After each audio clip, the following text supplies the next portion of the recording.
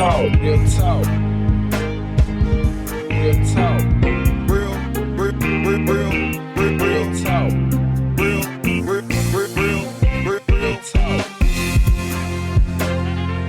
Welcome to Real Talk for Real Teens, the show where we uniquely combine the information teens need with the entertainment teens want. Blog Talk Radio.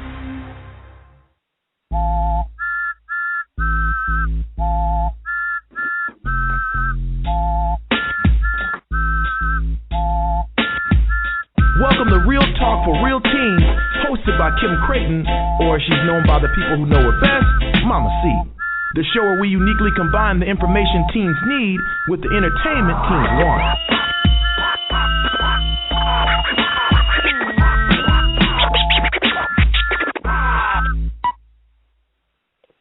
Hi guys, welcome to another reformatted episode of Real Talk for Real Teens. You'll get used to the new format. I think I hope you will really enjoy it. So again, we're talking and focusing on those 21st century skills that you need. And today I have a high energy, really creative guy, BIGREC on the line, and he's going to introduce himself to you and then tell you what skills he'll be talking about today. Absolutely. What's going on, good people? This is BIGREC. I am a recording artist. I'm a philanthropist. I am a designer, a public speaker. I do a lot of different things, but I'm mainly known for my music and my performance and whatnot. And the two particular skills or the areas that I'm going to focus on speaking on today are critical thinking and communication. And, I'll give a few tips and some of my experiences in those areas and why I think they're very important, as 21st century skills. All right, so give us your definition of each one of those before we begin. Sure. Critical thinking, I feel that in particular, by definition, is really being able to assess matters, to think about things, to evaluate pros and cons, and to see, let's have the ability to see both sides of a situation and not solely your own, bias or your own opinion or things that you may gravitate toward. To be able to look at a situation and truly look at all sides and come up with the decision that's most beneficial for whatever the situation would be. To think critically, to not just take things at face value, or just to go along with something because you may have been taught a certain way, but instead to really assess something and come up with the best solution for that particular thing. Communication is literally the ability to convey your thoughts and to convey your feelings, convey what's going on within yourself effectively to someone else, someone besides yourself, to get that out into the atmosphere, and to be able to back up whatever it is that you're saying. But communication, of course, that's verbal as well as nonverbal. You could be in a room with someone and just through eye contact or through body language, you're sending a message. Whether you realize it or not, when someone is speaking to you, people can tell whether you are receiving that message or whatever they're saying merely by your body language or the look on your face or whatever like that, in addition to what you may say or an action that you may do. So, those are my definitions of both critical thinking and communication. And the thing, and I'm glad you mentioned before we get into your story, I'm glad you mentioned the nonverbals because the nonverbals have been, through research, proven speak louder than what you're saying. You can be saying one thing, and based on how your face looks or how your body's doing, what your words are not believed. People are more apt to believe what you're doing, how you look, how you move, than what you say. Absolutely. All right, let's jump right in it. So let's talk about BIGREC and his evolution in critical thinking and communication. Sure. Coming up, a little bit about my background. I've been an MC. I've been into hip hop culture, since childhood, And, I grew up in the era of, I'm pretty much dating myself here. I grew up in the era of KRS-One and Rakim and people, that were really at the height of hip-hop culture when, it was really about lyricism and when it was really starting or whatnot. And, it's had such a huge influence and impact on my life, not just as an artist, but really as a man, and I'm a very creative person. I happen to be, artistry has always been a part of my life. So when it came to figuring out what it was that I wanted to do in life, from a young age, I started drawing. So, having a background in graphic design and, well, really before that, illustration. I started drawing when I was 3 years old and had been doing artwork all my life, going into getting a scholarship to college for commercial art. And then I got into graphic design and web design, et cetera, et cetera. So, but music was always a passion of mine. And I didn't even realize that I could actually do it and actually rap until I got into college. And, long story short, being creative and utilizing the gifts that I've been given, and figuring out the best way to use them, I had to think about how would I convey these things, because I've always been a person that's been very mission-oriented or wanting to make a difference in society or community. Coming up in a background where my parents had me very heavily involved in the church and very involved in, again, making a difference and doing something beyond just myself, I had to really start figuring out ways, to be the best impact or make the most impact that I could, with my peers and society, et cetera. So when it comes to critical thinking, one of the things that really stood out to me was, instead of only, going by what I know or what I think I know or what I've been taught in various areas, I had to really start thinking about why. Like, what is the reason behind anything and everything? It's not necessarily just the what, because, when you interact with people, of different backgrounds, different cultures, different mindsets, different faiths even, et cetera, you find that not only can you learn anything, you can learn so much from other people if you're willing to, but more importantly, when you understand the why behind something, that understanding equips you to handle pretty much anything that you face, because your decisions aren't based on just bias. They're not based on just your personal belief system. They're based on understanding, and one of the things. It's so funny that I'm sorry to interrupt, but no, you're good. we're gonna take our first break, and then I'm gonna come back, because that why thing is just so critical. Because there's a difference between just getting the what and understanding the why behind the what. And you're the first person to articulate that. And so I really want to get into that for a second. So we're going to have our first break, and here we go. Follow us on Facebook at Real Talk for Real Teens and on Twitter at RTFRT Radio. Okay, guys. It's so funny because, and I'm going to use this as a quick example. People know that I am an apple nut. I have drank the Kool-Aid of apple. I have. I admit it. Before I had an Apple product, I thought it was, you people were crazy to spend this kind of money on technology. And I can go get me a laptop for this. I mean, that was a $40 laptop. I can go get me a laptop. I didn't have a clue, again, the what and not knowing the why. And so, I mean, I actually was up for upgrade and refused to get that first iPhone and went on eBay because I wanted another Palm, because I had been Palm girl. I didn't want to change it. And we got to unlock Palm eBay. Technology wasn't there anymore, but I was just holding on to Palm technology. Finally got frustrated.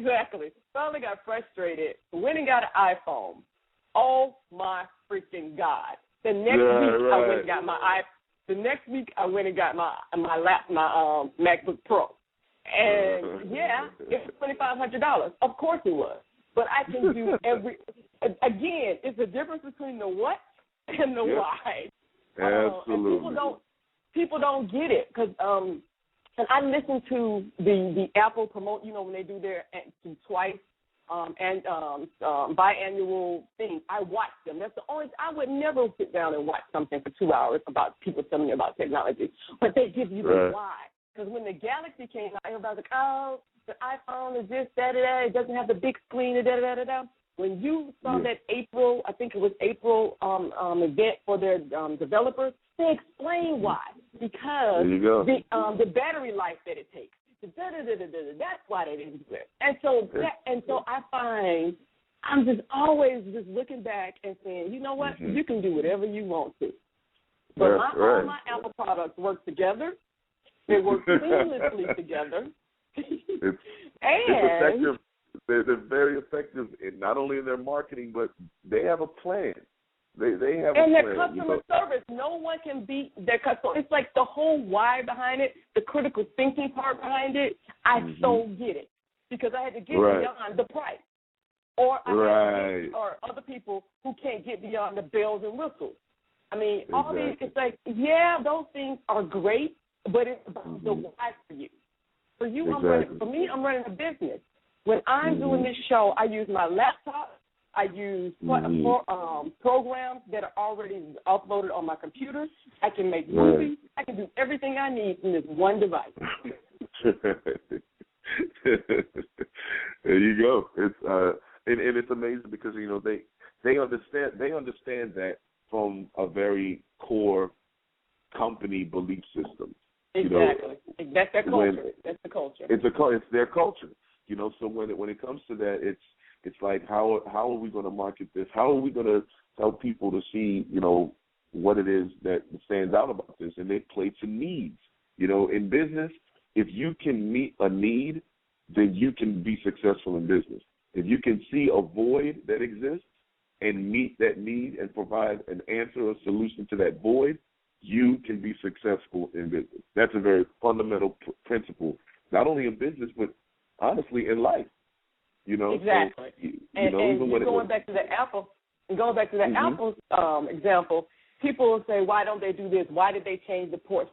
They may not be looking at year 1.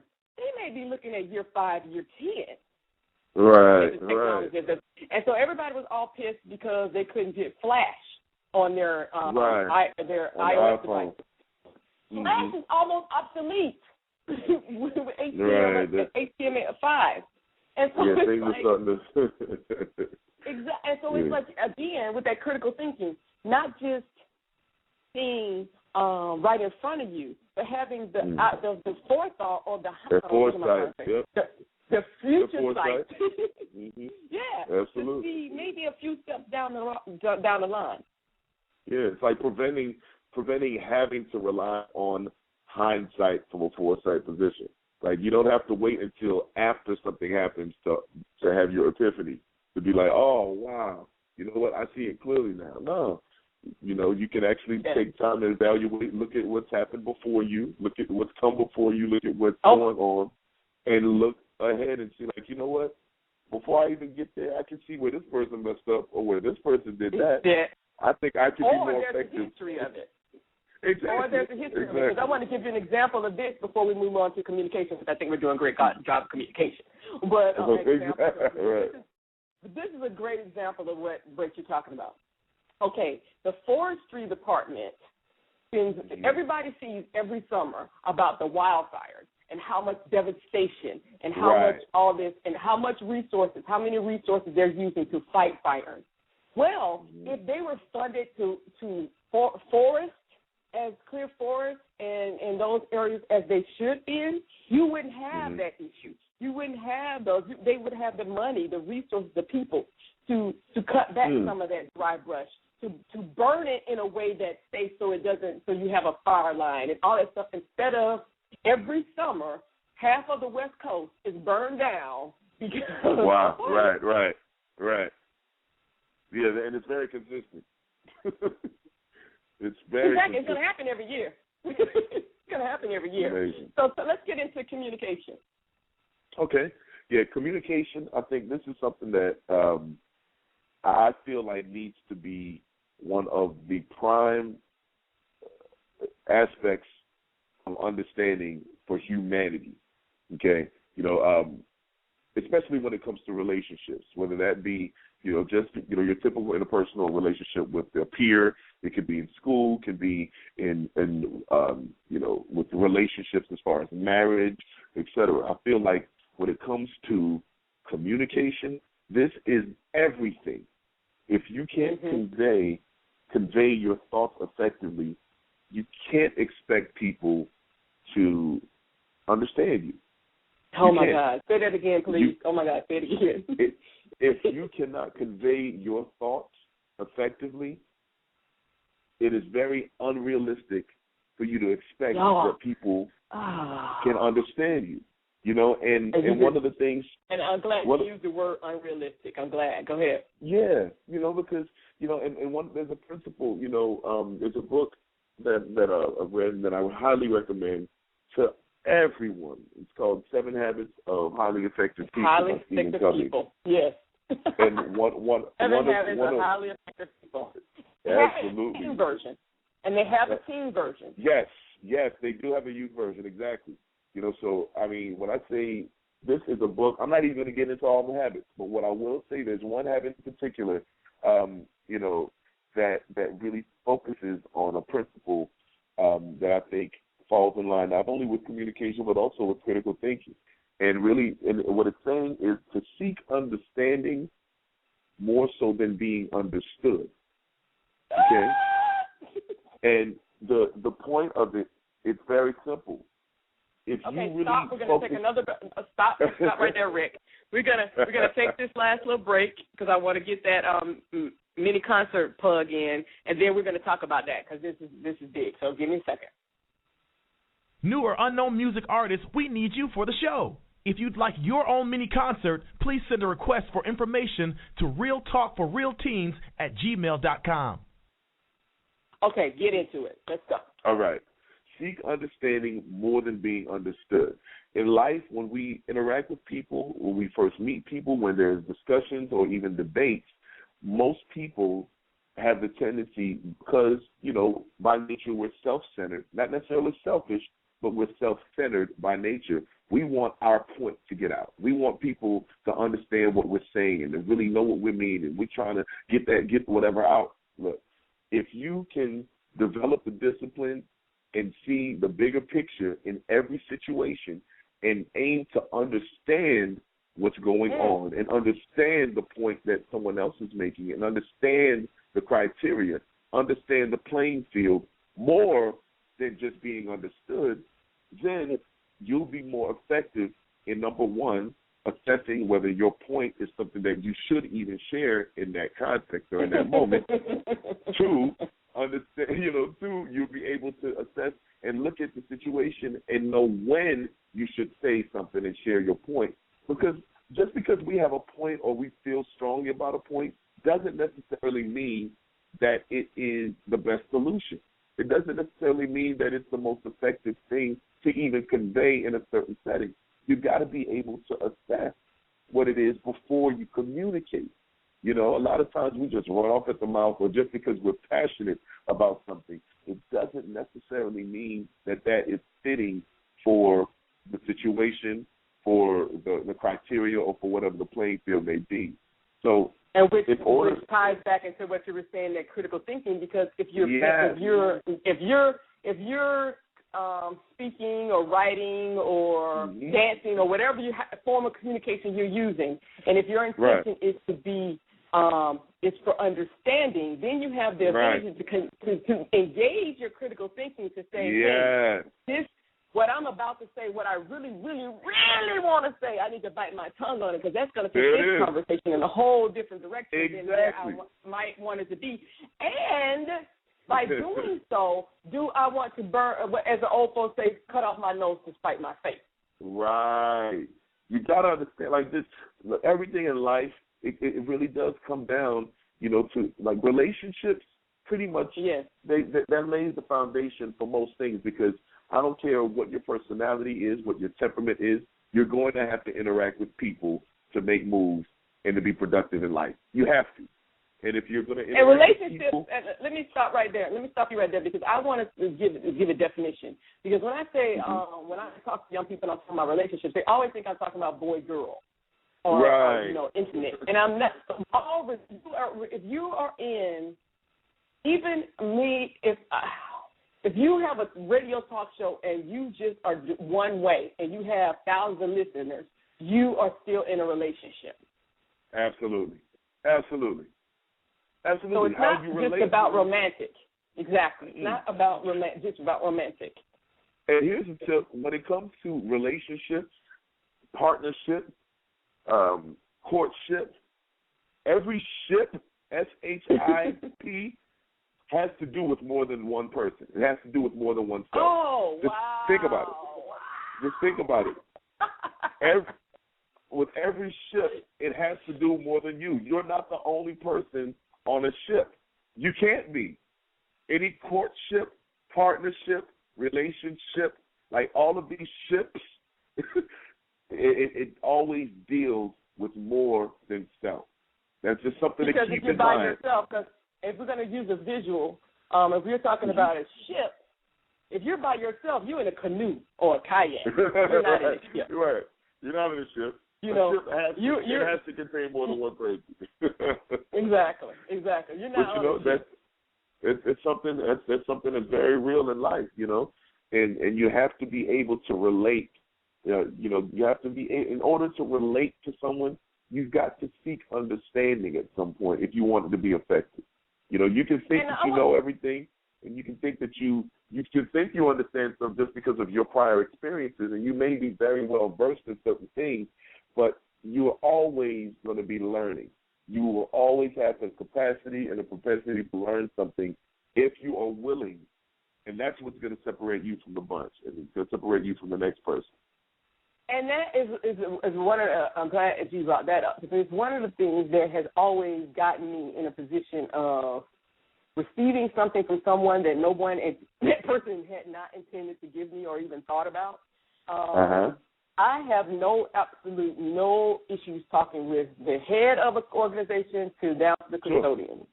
Exactly.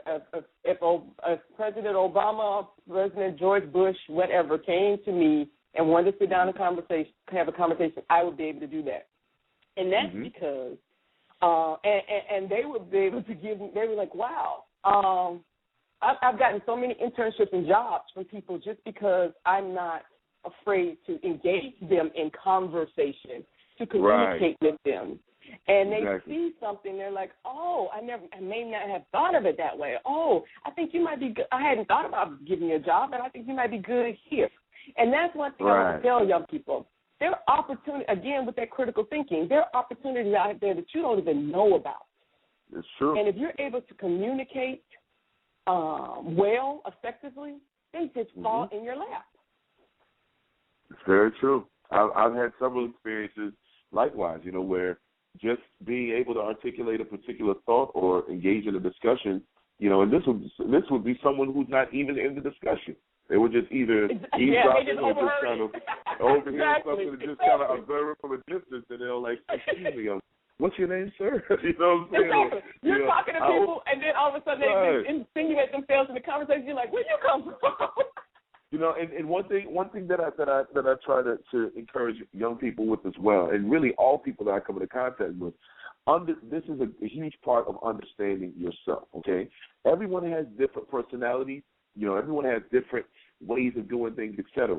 But there's a key intangible element that I think can go a very long way, and it's to understand your presence. Your presence makes a difference.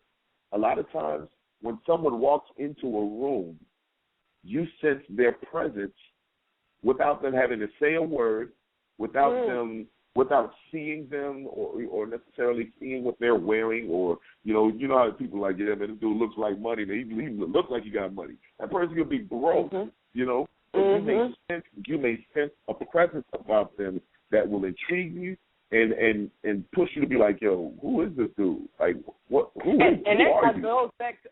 And that goes a lot back to what you were talking about, those nonverbal communication, that nonverbal communication.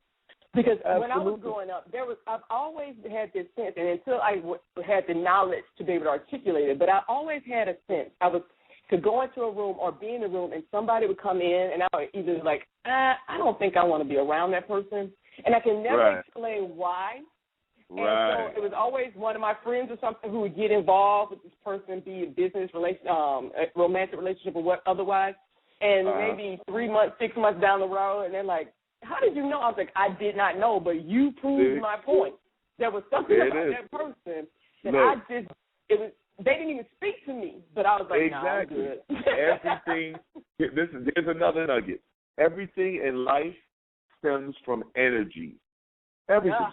Yes. It stems from energy. You know, when people be like, yo, man, you know, for instance, Kendrick Lamar has this song, you know, B Don't Kill My Vibe. You know what I'm saying? A vibe, for those that don't know, all a vibe is a short word for vibration. That's what vibes are. Vibes are and now vibration. You're getting into quantum physics. Yeah, that's a whole other dimension, but it's true, and I think it's important that young people understand, even with some of the origins of these words or things that may be slang or whatnot. Like, there's a real meaning behind that. When you feel a certain vibe from someone, that's a vibration that someone's energy is giving off, and you feel it. And don't ignore it. And that's something don't ignore that. Yes, that's something you need to investigate. Don't explain it away. Don't let them explain it away. You need to investigate, because you're feeling, and that goes to that confidence and empowered feeling of learning to trust what their vibe is doing to your energy field. Exactly, and it's a beautiful thing, and knowing, and this is where maturity comes in, because you can feel a vibe. To be mature means to, just like Kim just said, it's to actually investigate it. Don't make a judgment call right off of a vibe initially. There's a reason that you felt that vibe.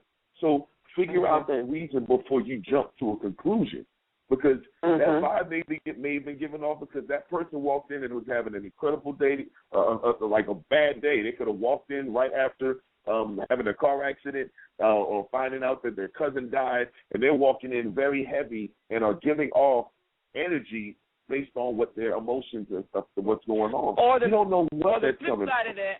Or the flip side of that, they walk in because they just won the lottery, so their energy is really high, but that's not where they are normally. That's not where they are normally. Exactly. You know, so you have to investigate. It goes back to critical thinking.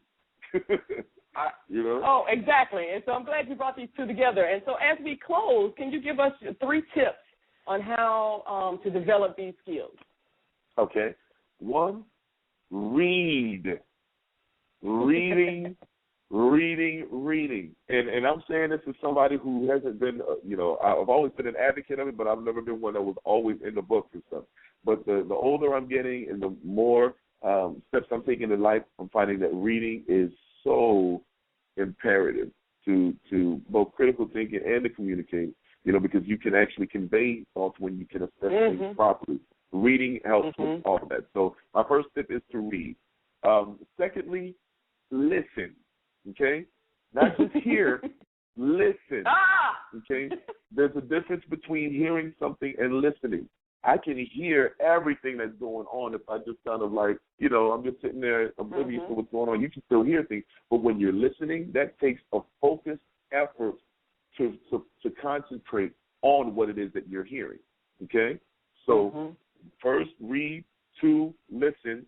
And 3, this is something that is just hugely important to me. Be 100 with yourself, okay? Be 100 with yourself. One of my guests named me 100. 100. I'm telling you, just be honest. Just be honest with yourself.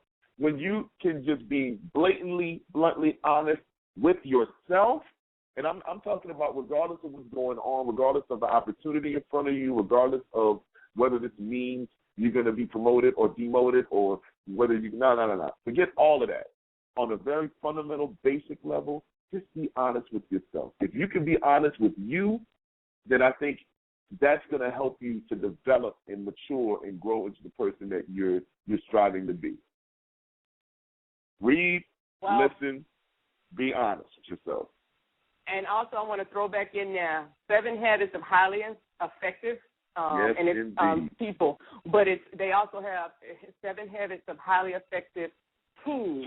The people is by Stephen Covey, and the team one is by his son, and I can't think of his name right now. But Right. 7 Habits of Highly Effective Teams. And I have young people read that all the time. It's a great book, and it's in a language that you guys really understand. So thank you, Big Rec, and you'll be back on the show as a musical artist, and I'm looking forward to that. Absolutely. The pleasure was all mine. I really appreciate the opportunity. Young people, y'all be easy. Salute. One love. All right.